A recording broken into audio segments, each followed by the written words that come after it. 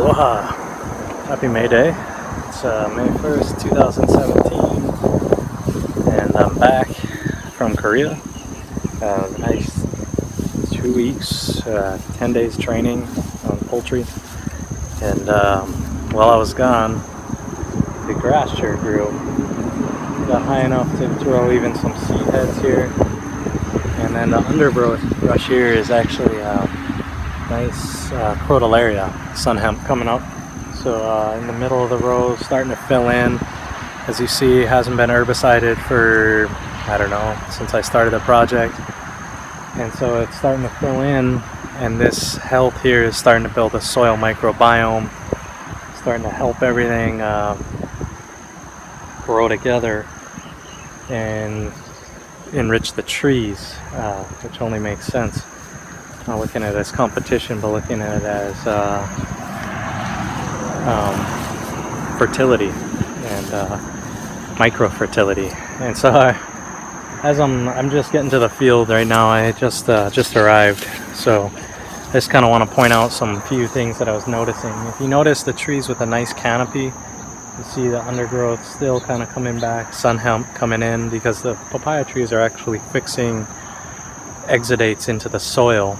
And so if you look along here, everywhere there's canopy, there's kind of this other stuff. But right here, where these trees are basically dead, there's just these tiny little trees here. They're kind of dead.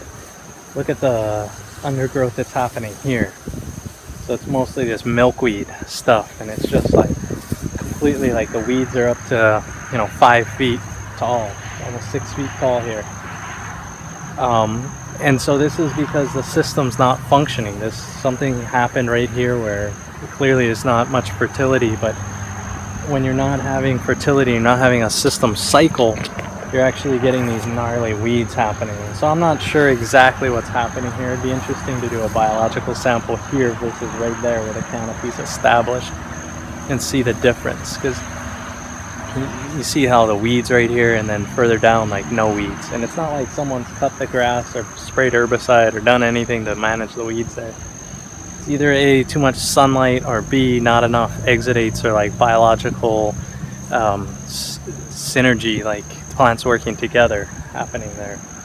So just kind of interesting to see all this grass here, or weeds coming up, no weed coming in. The other thing I noticed when I first pulled up to the field, which, oh man, so I've been gone 2 weeks, and then my dad told me guys are like pissed at, like, oh, the black fungus is getting out of control and like this and that, and I don't think it's any worse than the other side. But I also noticed someone came in the field and cut all this grass, and I'm not sure how they cut it or what they did with it. As I look and see, it's cut here, it's cut down here, and someone cut this whole side of the field.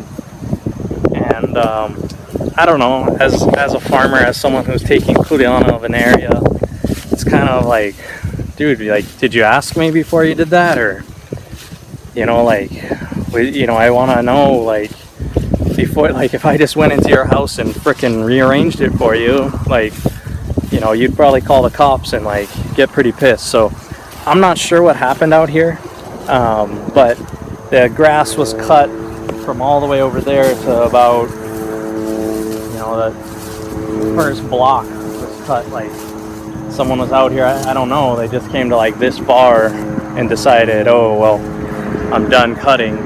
I mean, had you cut the entire field and mulched it and done the right thing, I'd probably be stoked. But it's just like, what are you doing? Like, come in your house, half clean it. It's like, what are you doing, man? So another interesting part of farming, I'm glad I'll just scoop this stuff over and mulch with it, but it's kind of weird, come back to your house and it's rearranged. It's like, what the heck is going on here? So just gonna walk around, check out the fruit. Looks like it's doing pretty well. Still, again, on here, got some unmarketable fruit coming up. And I think, one of the reasons that it might have been knocked down is the guys coming in here to harvest my side, which is fine, I guess, but you know, they're really only paying 35 cents a pound for fruit, and that's not enough to make it, at least from my perspective of farming as small as I am. You have to farm at least 5 acres, which means you're farming 15 acres, because you can't just farm 5, you got to farm 15, because it's a 3-year crop. So you got to have 5 acres at year 1, the next 5 acres at year 2, the next 5 acres at year 3. So you're harvesting year 3, you're making profit off that, you're losing money on the other 2/3 of your land, and that's what keeps you afloat.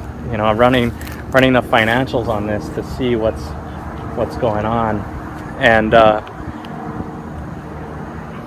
but as I'm here, okay, so I just walked over to the other side of the field, and I just want to show you, like, so look at how much die-off is present here. So look, all these leaves around here dying off, dead. Like, all this too fungused out, and you know, you can tell he's spraying because there's some drip on the fruit. You see that drip there, and there's some drip, so you can tell he's spraying something on his trees. But look how many leaves here are dead, and only basically the upper part of the canopy is alive. And it's pretty prevalent throughout the field. See all those dead leaves in there? And then let's go right here. I'm right on the border, so I'm gonna go back, and now I'm gonna put my field in the background here and look at it. And so on this tree, I got 1 leaf dying off, all the rest still alive. This tree, I got 1 leaf dying off, all the rest still there. He has like 5, 6 leaves dying off. So let's take a little bit further of a walk in here and just see what the comparison is here. Yeah, so looking at, I'm back in my side of the field, cruising around, looking at it, and like 1 leaf dying off. The next leaf right there, kind of sick, but the rest of the leaves hanging in there, still flowering, still fruiting, nice column, still growing nice. So just based on that, looking around, well, that tree right there, not so good, has a bunch of die-off, but this tree right here behind me, 2 leaves dying off, not 5, not 6, 2. So already something is changing, something is different here. Well, let's see, here, I'll go into this. This one got 3 dying off, this one got 1 dying off, this one got 1 dying off, 1. So, you know, so something is different here. I'm not exactly sure what it is. It's kind of too early to draw conclusions on it, but clearly just already looking at the differences between what's happening here, these 2 management styles, one of letting the grass grow tall, working in compatibility with the exudates the grass is putting out, the nice carbons, the nice sugars, everything the soil needs to live naturally, versus the other side over there where it's been Rounduped and treated as kind of scorched earth. And so just to see the amount of die-off in the leaves is that's an interesting telltale. So it's about a month or 2 into this project. I don't know, I should be a little bit more timely on the dates, but already seeing some dramatic differences. We'll see how my fruit responds in terms of, you know, can I beat the fungus? I just was with Chris and got a really good idea on how to spray the IMOs. Basically, I think I'm overspraying because it takes me about 75 gallons per block, which is 100 by 150 block.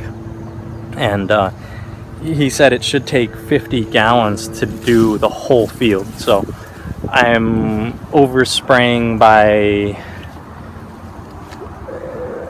each, you know, I'm putting out, let's see, it's 225 gallons where I should be spraying 50. So he said just get a light mist on there. Don't have to soak the fruit like I have been. Don't have to soak the canopy like I have been. Although I am putting in other nutrients. I'm putting in the crossover period, which has calphos, which is what these trees are notoriously deficient in, calcium and phosphorus. So I'm putting that in as well as the IMOs. But he said just get a light dosage on it. So I'm going to try to adjust my spraying, see what's up. Yeah, I'm happy to be back, happy to be focused on this project. feel like I got a ton of things going, but submitted also for a county grant because I don't think it's possible financially to farm this small of an area without subsidization of the taxpayer, because the way we pay for agriculture and stuff has been a hot topic at my family's dinner table discussion of, is agriculture even possible without getting super gnarly.